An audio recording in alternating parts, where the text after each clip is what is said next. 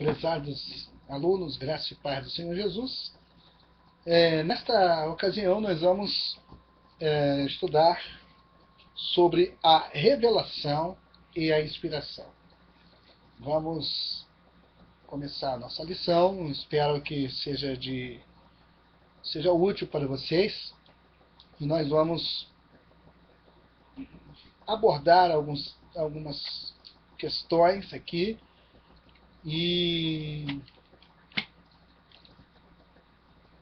leiam bastante. Eu aproveito aqui para lhes pedir para que leiam, revejam os textos. O nosso livro realmente é longo e hoje vamos debater, vamos falar sobre esse tema. Revelação e inspiração, um problema básico. Qual é o problema básico?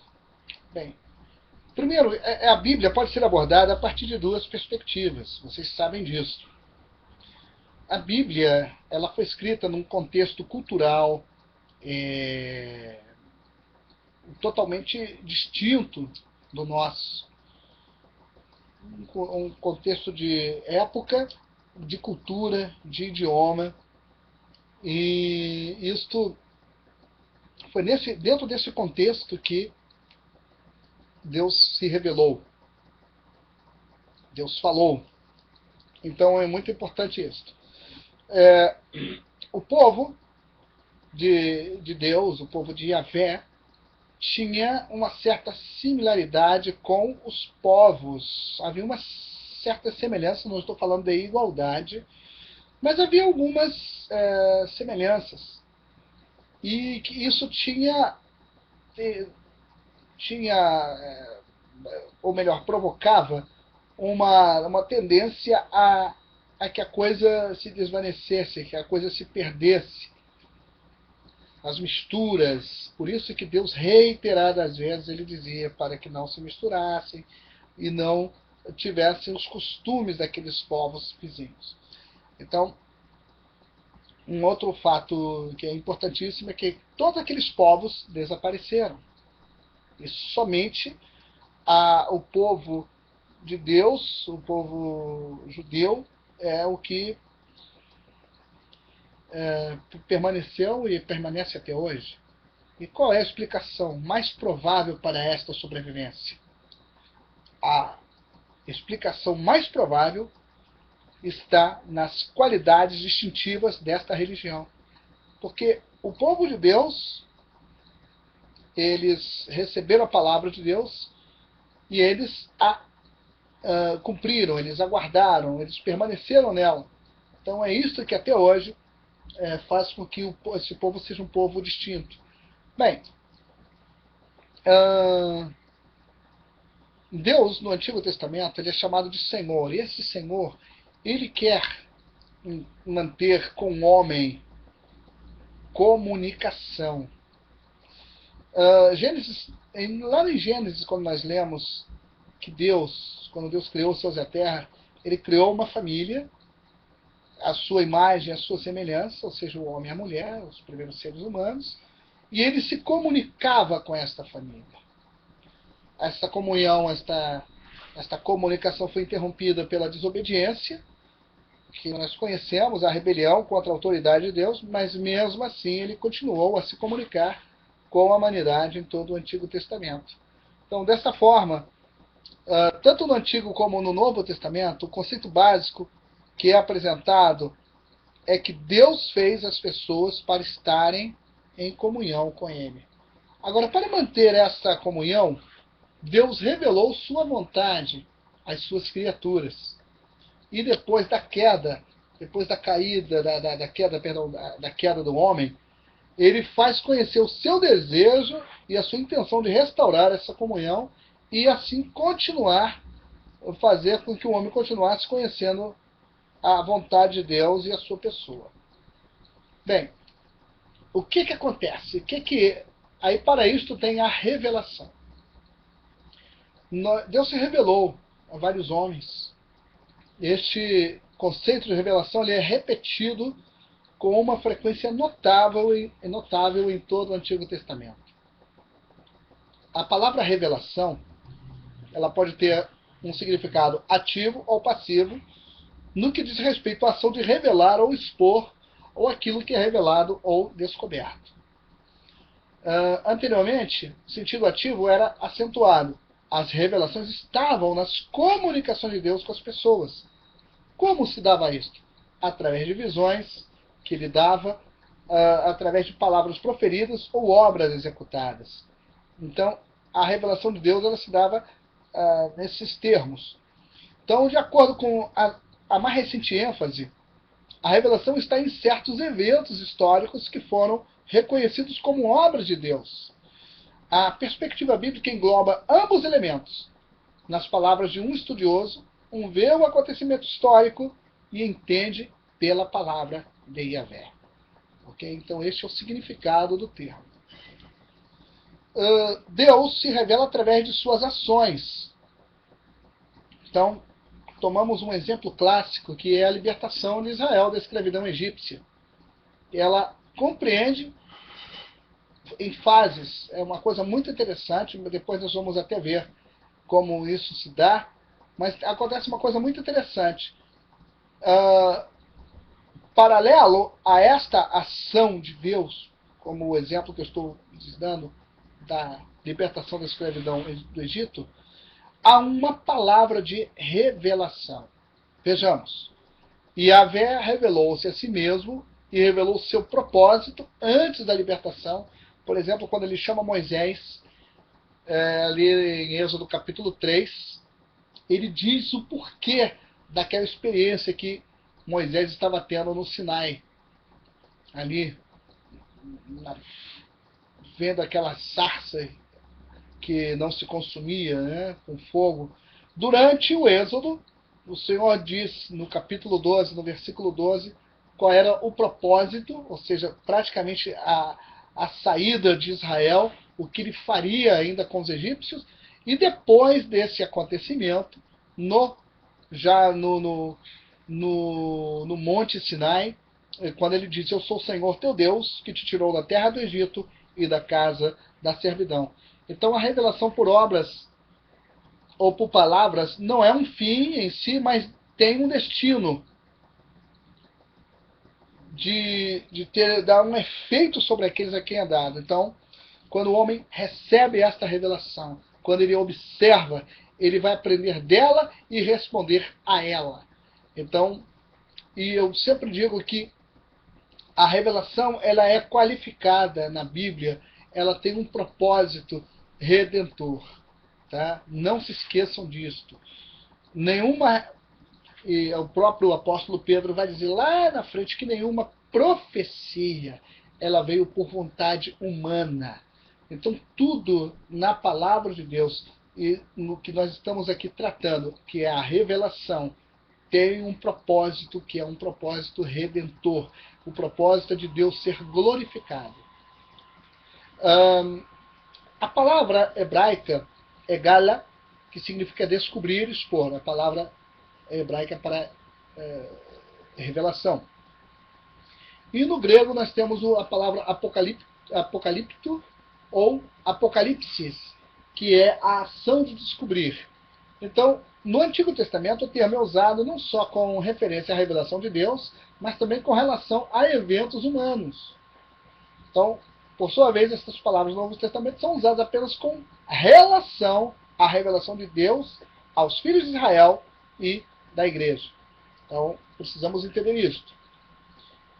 E qual é a necessidade de revelação? Há uma necessidade de revelação? Sim. Primeiro, nós já vimos o que aconteceu com o homem, a comunhão cortou, e Deus precisava restabelecer a comunicação com o homem. O homem agora está caído, o homem está numa situação degradante. Então, como é que Deus faz? Deus toma a iniciativa e ele apresenta um meio. Ele usa meios de comunicação audíveis, visíveis, perceptíveis, de maneira que o homem ele possa, ou no passado ele pudesse escutar a sua voz. O homem via, as pessoas tinham visão. Nós vamos ver frequentemente no Antigo Testamento o termo visão de Deus, eu tive visões de Deus, etc. Em segundo lugar, a humanidade é apresentada como uma raça caída, uma raça que está em rebelião contra Deus, é escrava do pecado, que impede a esse povo de ouvir e entender o que é claramente revelado. Então, vem aí a maneira como a providência de Deus, como é que Deus vai fazer para se comunicar com o povo. Bem, a primeira maneira, a primeira forma, nós chamamos de revelação geral. Salmo 19, versículo 1, é claro: os céus manifestam a glória de Deus e o firmamento anuncia a obra de suas mãos. O homem, ele vai entender alguma coisa. Algo divino está na natureza. Embora a própria terra, a Bíblia diz que a terra é maldita, é amaldiçoada, etc. Mas mesmo assim, Deus se revela através da natureza. Isso nós chamamos de revelação geral. E, em contraste, nós temos as revelações especiais, que são aquelas que ocorreram não de uma forma generalizada, não era para todos, mas a indivíduos ou grupos específicos que Deus escolheu para que recebessem uma revelação especial. Então nós temos Abraão, Isaac, Jacó, Moisés, os israelitas, Davi, os profetas, etc. Quando ele abriu o Mar Vermelho para os israelitas passarem, atravessarem com segurança, ele ali estava guiando o seu povo à terra prometida, e ali ele foi se revelando no decorrer da história de Israel. Deus vai se revelando. Aí eu digo, ali estava elementos, profetas, sacerdotes, reis, e a toda a nação. E segundo a palavra de Deus, segundo o apóstolo Paulo, na plenitude dos tempos, Deus enviou o seu Filho ao mundo. Então, a revelação, nós vamos ver depois que a revelação ela tem um propósito específico. Os meios de revelação. Bem, como Deus se revelou? Ele se revela nas obras da criação, ele se revelou a certas pessoas através de sonhos, visões e comunicações verbais. Esta última nós chamamos de revelação proposicional. A revelação proposicional significa que Deus se comunica por meios ordinários e que as pessoas comuns podem compreender as suas declarações. Mas a forma como isso é possível não é totalmente explicada na Bíblia. A Bíblia não me explica. A Bíblia só me diz: Deus falou, Deus revelou, o profeta viu, outro teve um sonho. Então, a experiência mostra que a comunhão pela palavra falada implica certos fatos fisiológicos e físicos que constituem falar e ouvir. Agora vem aquela coisa, mas Deus é espírito, então como é que se dá a coisa? Bem, ele usa esses meios físicos para falar. Embora é espírito, mas, no entanto, em termos humanos, Deus sim fala. Tá? Ele vai falar. Meios de revelação. São os meios de revelação. E a última revelação, ela aponta, ela está na encarnação de Jesus Cristo, o Filho de Deus. A doutrina bíblica afirma que o cumprimento de todas as revelações anteriores aconteceu na obra, na pessoa, nas obras e especialmente nas palavras de Jesus Cristo. Você pode ler isso em Hebreus capítulo 1, de 1 a 3. Como que a revelação se deu? Progressiva? Foi de uma vez? Muito bem. Ele não revelou toda a sua pessoa e propósito de uma vez. Ele fez uma série de revelações, cada uma das quais ele adicionou algo às anteriormente reveladas. Por exemplo, Deus revelou a Abraão sua vontade quando o chamou para ele ir à terra que ele lhe mostraria. Na terra, Deus lhe promete dar descendentes.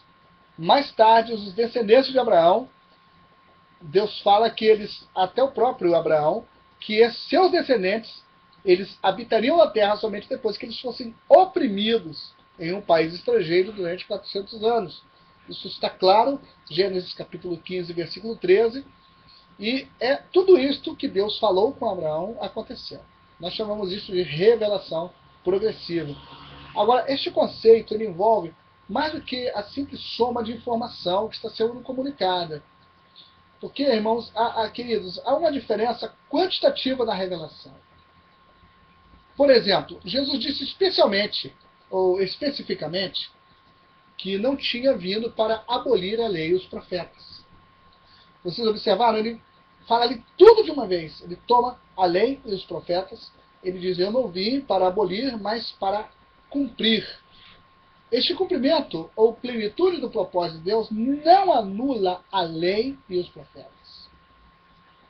Ele adiciona, senão que adiciona uma novidade, que os transforma em antigos. Então, por causa disso, o autor de Hebreus, aí vem, precisamos analisar à luz da Bíblia, em Hebreus capítulo 8, no versículo 13, nós vamos ver algo muito interessante aqui, e isto é muito importante para nós. Hebreus capítulo 8 e o versículo 13, dizendo, novo concerto, envelheceu o primeiro. Ora, o que foi tomado velho, o que foi tornado velho, e se envelhece, perto está de acabar. Agora, o Antigo Testamento ainda é a palavra de Deus, mas deve ser interpretado à luz da revelação completa dos dois testamentos. Eu sempre digo que Jesus veio como que explicar o Antigo Testamento.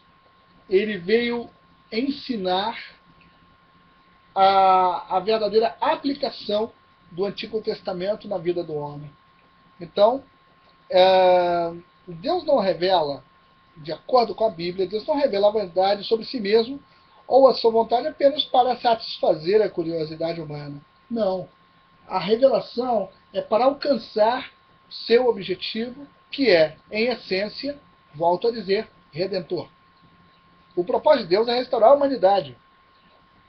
A humanidade que foi criada à imagem e semelhança de Deus, que caiu, e agora guiá-la à perfeita compreensão e à comunhão perfeita, que é o culminar da redenção.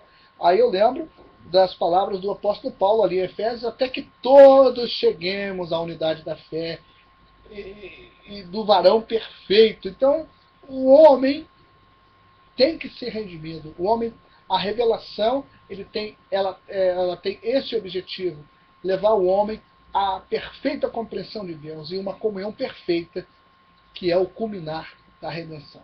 Então, uma revelação dessa natureza requer confiança no que está revelado. O homem tem que confiar. Por isso existe a palavra fé. Por isso, não só a palavra, mas a fé em si.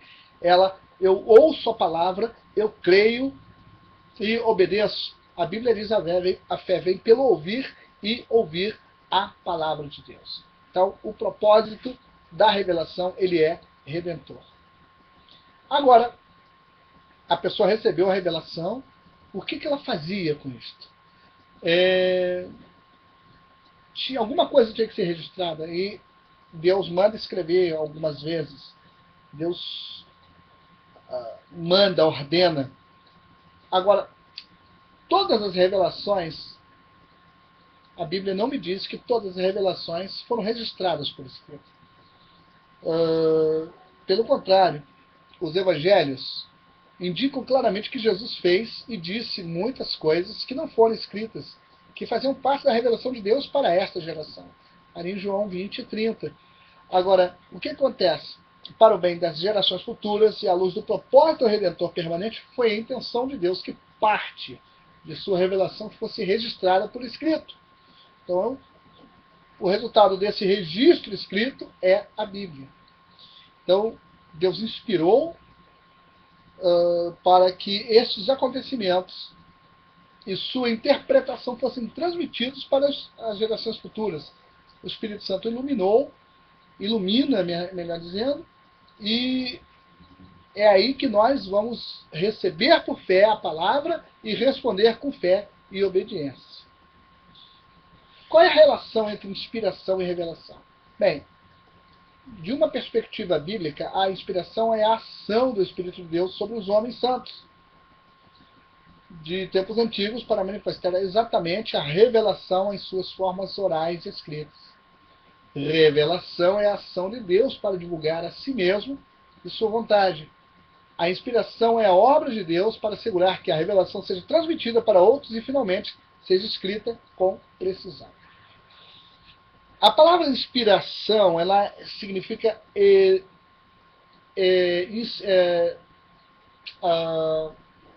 inspirada.